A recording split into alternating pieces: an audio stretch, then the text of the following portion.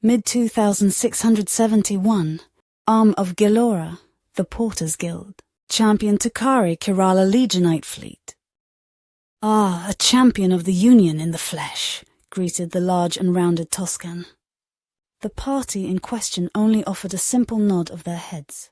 Grellus, we hope you can assist us in our search for these pirates, as their continued existence will affect your bottom lines. No need to remind me. Come, let's talk inside, and Alrus, finish your offload, he said, turning to the large doors affixed to the large estate that sat embedded into the asteroid before them. Alrus thus left with a silent bend at his waist, and departed quietly as the two were led inside. Their transit was quick, leading them into a moderately sized chamber with a seat at the back of the room. Grellus then took his seat, flanked by a modicum of guards that took their spots on the edges of the room. When he was settled, he then addressed the two before him. Now what can you tell me of these pirates that you've yet to tell Alrus? It was clear and had no patience for filler, to which she readily responded. Just as we told Alrus, there is a threat to our space by marauders of an unknown origin, and we are trying to get to the bottom of it. But they seem to elude us at every turn. It's not just one party of concern, but we suspect there to be two factions at play. We ask that you provide us with a known map of the unknown regions to better our search, she said, hoping that he would oblige, but he did little to yield to her request. What aren't you telling me? He said plainly, knowing well that she had kept a crucial detail out. Not wanting to lose his help, she answered. All attacks thus far have been cargo-carrying Terrans, or at least knowledge of them. What can you tell us of that? Surely one of the largest guilds must have had plenty come through during the Celians' war. He paused for a moment as he seemed to gather his thoughts before returning a reply. Why, thank you. I take pride in the guild's vast network. While yes, we've had plenty of Terrans move through here, all were quickly bought by a higher power, I'm afraid. Their faces seemed to have a hint of confusion upon them, as he used that to answer for them, seeing how they didn't seem to have a proper answer. Gresha Vorb, a connoisseur of exotic product beyond even myself. Even he has a large hand to play at in the guild. He provided the bulk of slave freighters while we provided escort protection. That was a name she has not heard of, nor associated with the guild. It was completely foreign and begged more questions than answers.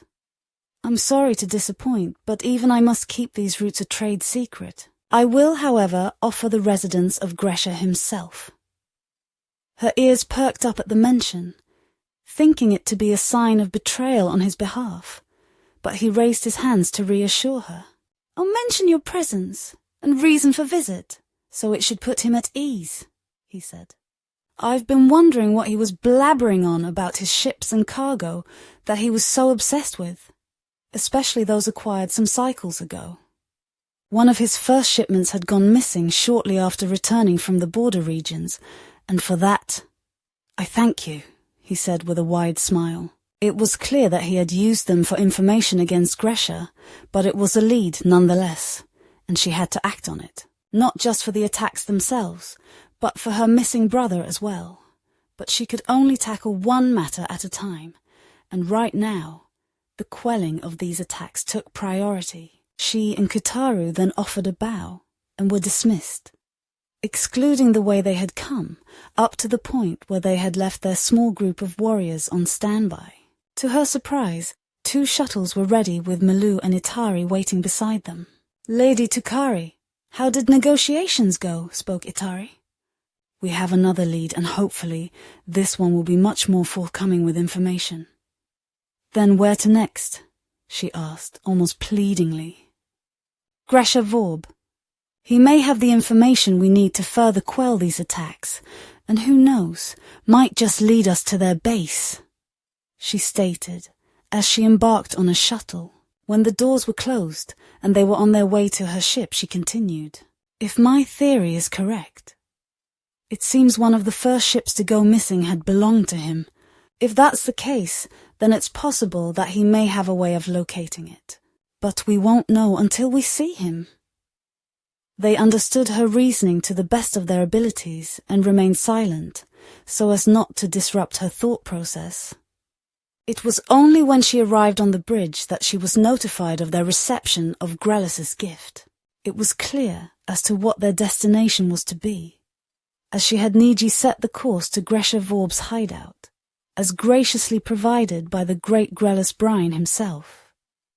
It was several systems away, deeper into the unknown regions as of late, but rode the border of the only other access point into Celian space. They would need to traverse that territory, which was risky in and of itself, at least with her limited knowledge. Noticing this, Karoo granted his wisdom on the sector. "It should be fine as long as we don't enter that system," he said, motioning to the lone system that separated both Celian space and the unknown regions. "Sensors would only be tripped if we made it to the sensor's threshold, even if we do enter accidentally. Don't worry, Takari, we'll be careful." His words offered much in the way of reassurance, urging her to have all ships be at maximum alert status, for this was uncharted and, quite frankly, dangerous territory for someone with a fleet whose main role was to quell pirates, not to get in a fight with Celian ships. "I hope you know what you're doing, Karoo. Otherwise, it's all our heads." "Of course, but it's unfortunately our only avenue of approach. We should be fine if we minimize signature output and put all our effort into thrusters and necessary shielding," he offered. Tukari obliged, thinking it to be their best course of action for now. "Then let's not waste our time. Proceed to the coordinates and map our route. We can offer it to the mistress as collateral." Karoo nodded, fulfilling her request as the ship began its journey to their new destination. "Estimated time for arrival, 3 weeks, voiced Niji, as his fingers danced across his station as he coordinated between his ship systems to better optimize them for reduced signature and speed. A task she found frightfully undermanned. Her time would surprisingly be uneventful, but took offense to the number of messages they received for assistance, only for them to go ignored due to her priorities. She was angry she couldn't help, but instead of going on a random hunt like before, she decided to narrow her search. But only if things with Gresha went smooth. "Karoo, Niji, map a chart of where those attacks took place. Show me when you're done," she ordered, hoping to gather something of value.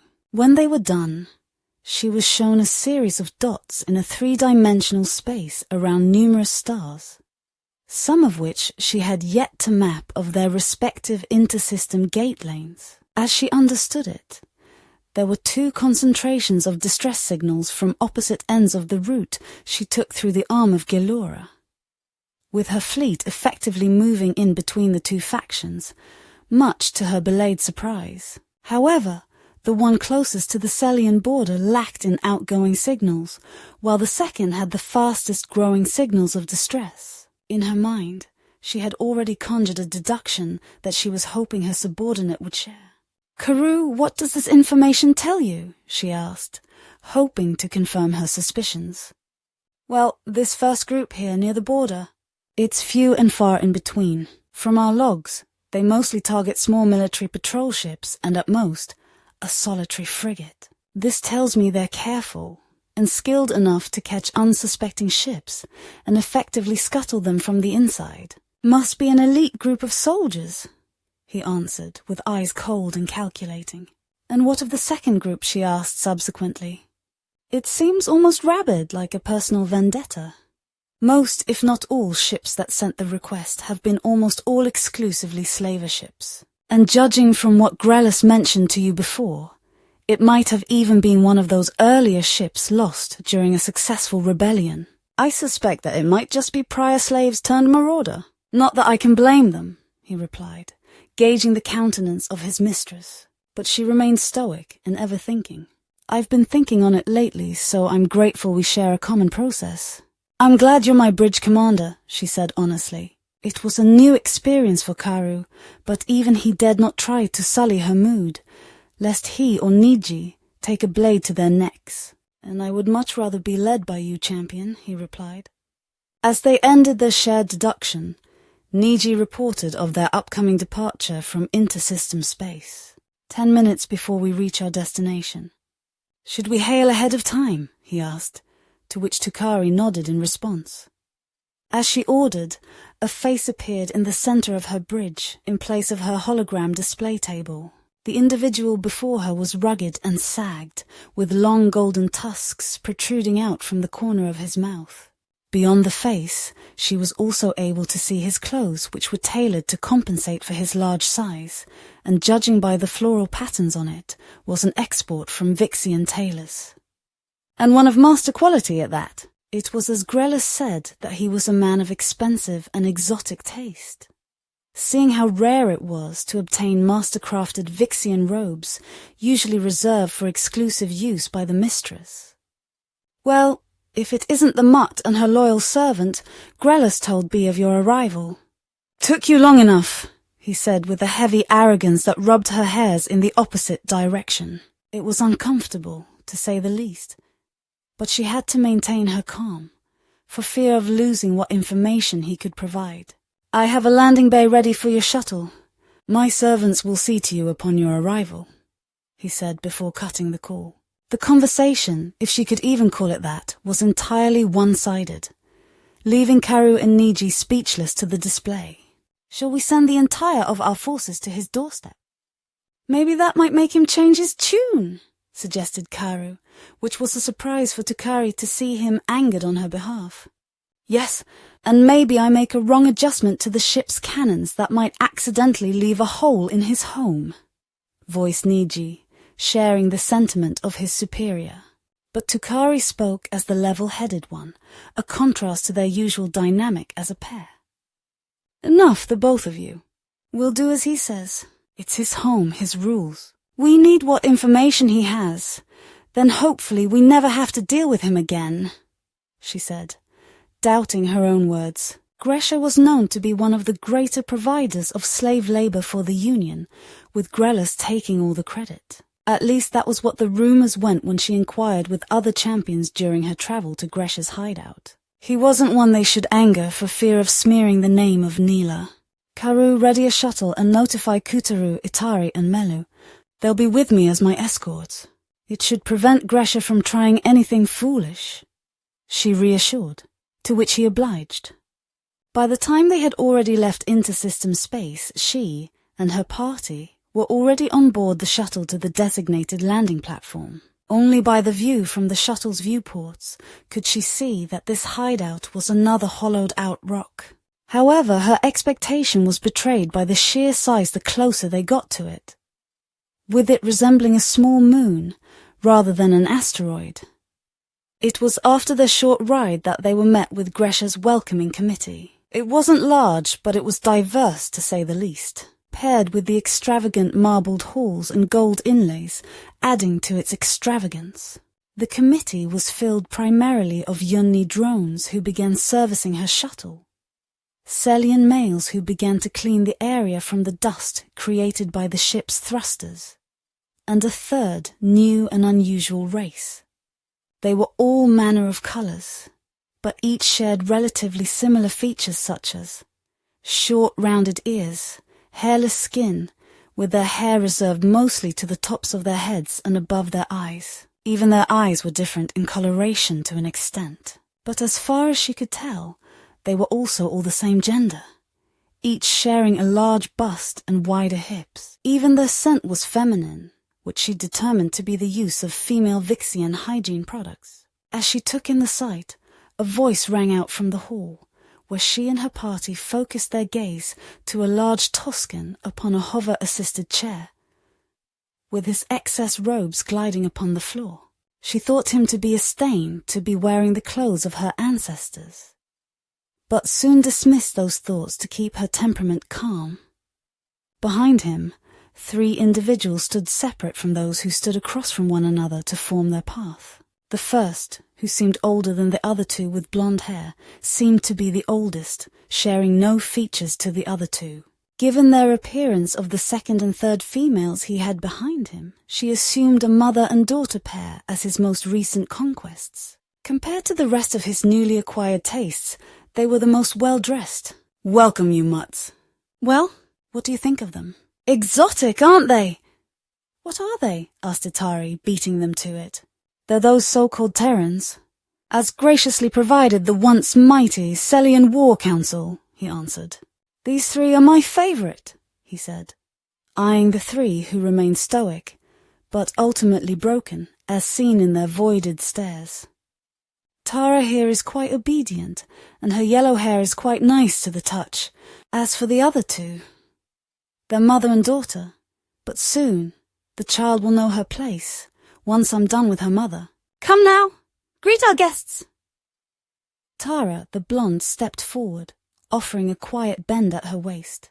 It was graceful, but devoid of any emotion, as if she was simply running through the motions. As for the second oldest, she stepped forward and spoke, contrary to the one named Tara, except she offered a loathing stare towards Tukari, who only stood in silence. "I am Valeria Cooper."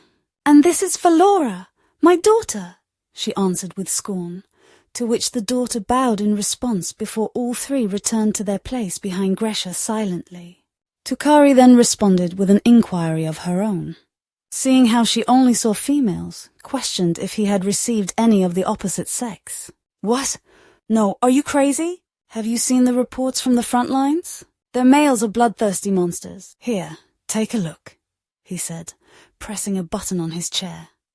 And a hologram appeared before him, available for all of those present to watch. It was the first showing of the alien race that decimated the Celian Empire, showcasing their weapons and vitriolic warfare tactics that scared her more than anything. They seemed ferocious, and if that was who beat the Celians, then she feared how the Union would meet them. However, it didn't seem like he noticed as the video played. She was sure she saw the once hopeless filled eyes upon the Terran faces change to one of color. She wondered if they had revered the mighty warriors of their race, or the fact that their warriors so effortlessly dominated the very race that enslaved them, that it opened the door to their rescue. It wasn't her place to speculate, but it was worthy to entertain, as it might even be tied to their current dilemma. "See?" He spoke once the video stopped after reaching the end of the recording. "Mighty, aren't they?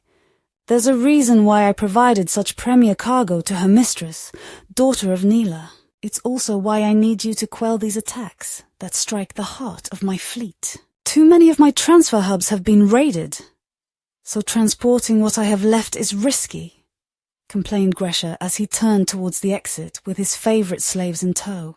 "If the situation is as dire as you make it out to be, why not enlist a flag union?" "Perhaps one of my brothers would have ended this quickly," she asked, downplaying her role. "I did! But the mistress brought you." "I don't know why, but it seems she has faith in a mutt as inexperienced as you," he said, which caused her companions to nearly draw on the excuse of a Toscan, but with a wave of her hand forced them to lower their weapons. "I don't know what she's been using them for, but all I'm concerned about is the number of ships I'm losing due to your incompetence. So I'll see if we can't resolve this with some collaboration. What do you say?" She nodded, urging him to continue, as she and her party stood by idly as he ordered a multitude of his servants to do the many tasks he couldn't be bothered to do himself. In the far corners of the large halls that they walked, countless guards stood by, still as statues, no doubt their presence the sole deterrent of a slave rebellion. It was only when he brought them into a large audience chamber that the number of slaves reduced, and only a handful of his most trusted guards remained, as identified by their overtly over-designed armor, which was attached with needless decals and flair. Aside from his guards, only his 3 personal slaves remained at his side. "Now, what information do you have so far? Or do you have any questions first?" he beckoned, to which Tukari was the sole responder. "We have a data chart of attacks from the last few weeks, with your main concern being the largest concentration of attacks, in this sector here. She displayed the chart with a portable projector, which Gresha analyzed carefully.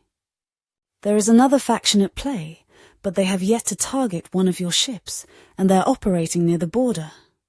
So I think we can rule them out. However, this sector seems to see the most attacks, all involving your ships. He eyed it carefully before offering his insight. This is the Saranta system. Tara, fetch me my data pad, he said, with a dismissive wave, before she returned with the device in question. As he searched through it, sounds of his muted ramblings were sounded before he returned his focus to Tukari and her company. Operating attacks against me like this in the Saranta system is perfect, since it's where many of my ships forego much of an escort. Why I haven't been made aware is the real question, he mumbled loudly, to which Tukari interjected. We have reason to believe they are using a commandeered vessel of yours to ambush familiar ships. We believe this to be their main approach for their attacks. Oh? He said, clearly surprised at the information. Then that might just narrow it down, Mutt. Let's see. There we go. It may not seem like much, but it's your most likely region that these marauders might operate, he said, revealing his findings. It was of a small system, several jumps away from the attacks, but close enough to conduct raids and leave within a 24-hour period. It was a single star system home to a dying brown dwarf, with a single planet with a large elliptical pattern, with it having an actual sun for at least several years before being adrift in space for tens, if not hundreds of years. It was a surprise that the planet remained in orbit at all, given its irregular cycles. This is the Tantu system, home to an abandoned mining colony. It's quite ancient and basically lost to the Union archives, explained Gresha. I'm sure they're aware of the system, but they didn't have the maps to get to it, answered Tukari, to which Gresha rebuked. Perhaps, but to them it's a dying star with a worthless single planet.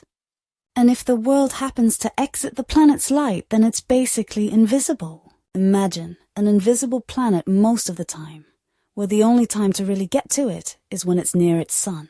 And it looks like your friends might have found it accidentally, he said vaguely, clearly hinting at something he wanted her to answer. She slowly realized as revealed on her face. Now you're getting it! The planet has about a year left of a visible orbit, and the time to get to it from here is about a 9-month journey, if you're slow, that is. I don't think getting there will be a problem, but dealing with them might. Is there anything we should know of the planet? Defenses? He shook his head at her inquiries, dismissing them. Not much. There might be an old defense laser array, but that was designed to target oncoming asteroids. It's been out of commission for almost 1,000 cycles, when the last residents still worked the facility. Your main concern will most likely be the route ahead. Plenty of renegades around those parts, and many tribal clans who learn to fly for the first time, so you'd best take care, champion, he said with a wave, as the doors to the audience room opened by command. However, one thing still stuck to her mind regarding the abandoned facility. How do you know so much about this facility? Especially if it's been abandoned for nearly a millennium, she asked, turning back to him. He raised an eyebrow to her query, but answered without hesitation. My great ancestor founded it, but never reported it to the Union. There's nothing important on the rock anyway, or he would have Moon. No, a planet to make us his private tomb. Instead, he died on that rock in obscurity, giving the knowledge I know now to his brother, who left it to rot before the planet left the system, as it should. I just have one request, should you make it there, he asked softly. And that would be, she returned, destroy it. It's a stain on the Vorb legacy, he said, with no longer the hint of the softness prior. She nodded and departed with her group and back to the landing area, this time with no slaves present. Even in light of the grand entrance, it seemed empty and hollow. But her ship hummed to life as they boarded and promptly left, leaving all those aboard the station to their fates of everlasting servitude. It was only after they had left the influence of Gresha's home that Itari broke her silence regarding their initial visit. "Apologies, my lady, but are we going to trust this Toscan? And if this place was as unimportant as he makes it out to be, why not make that his home?" Her argument had some weight, especially on the grounds of staying out from the eyes of the Union, and worse yet, from the Masters. However, Tukari reminded her of what Gresha mentioned, stating that its orbit was too irregular and isolated to make proper use of. "Probably because he wouldn't be able to leave for 1,000 years, she began. Just like he said, the planet spends almost 1,000 solar cycles in the void, and beyond its known inter-system gate. It would simply mean death for the inhabitants as they simply try to survive. It's hardly something I would wish to place on my kin." Tukari's rebuttal held more credence, seeing that it appealed to their emotion as well as their logic, that such an environment for those they cherish would be lost to the void. It was hardly a life worth living. As they returned to the ship, her warrior kin departed for their brethren to deliver the news and the mission given to them by Gresha Vorb. It was to be a trek, with plenty of downtime if all they did was travel from point A to point B. But from what the Toscan told them, it was still abounding with danger, unshackled by local law and personal security. Tukari only hoped that any issues that might arise would be dealt with swiftly. Once she had entered the bridge, she was approached by the ever-loving Niji, with her calm and collected Karu, who waited for her to take her place upon her seat. "My lady!" Niji screamed passionately. "I have finished optimizations on thrusters and shielding. With upgrades like these, those pirates won't stand a chance." With a hand, she waved to calm him. "We shall see. For now, Karu, set a course for the Tantu system. Gresha should have provided us with its coordinates, and don't forget to archive our route. It will do well for the mistress, should she decide to emigrate." She expressed to them their limited timeline, and the pressure they were under to catch these pirates, even if they were to disappear for a millennium. But she was honor-bound to catch them, and make them pay for their crimes against the mistress. Karu offered a shallow bow to her orders, pressing a series of buttons on the main console to the navigation controls, until a route from their current position to their destination was generated. "As you have requested, Tukari, the trip will take us approximately 6 months. But with Niji's modifications, we can reduce it to 4.5 months, he replied, waiting for her nod of approval. "Good. Do we have enough stores for travel?" she then asked, wondering when the last time they loaded up for supplies. "We have enough for 1 month, so I suggest we visit the nearest supply station if possible, but—" He trailed off, worried about their current situation of lacking logistical support. "If we adjust the route, we can supply with a forward operating station, but that would bring our estimated arrival to—" He trailed off again, clearly unconfident of the result, which caused Tukari to raise her voice to force him to continue. "Out with it, Karu! What's the issue?" He looked pleadingly around Tukari for another face to alleviate her rising anger, but found none, leaving him to reveal his findings. 11 months, my champion. If we leave now and make little stops, we can make it before the planet, as you said, leaves the system. But without our stores we'd perish, or risk cannibalism. Something I'd rather we not resort to, he said, offering an apologetic glance to Niji, indicating that he would probably be the first to be eaten, and by Karu no less.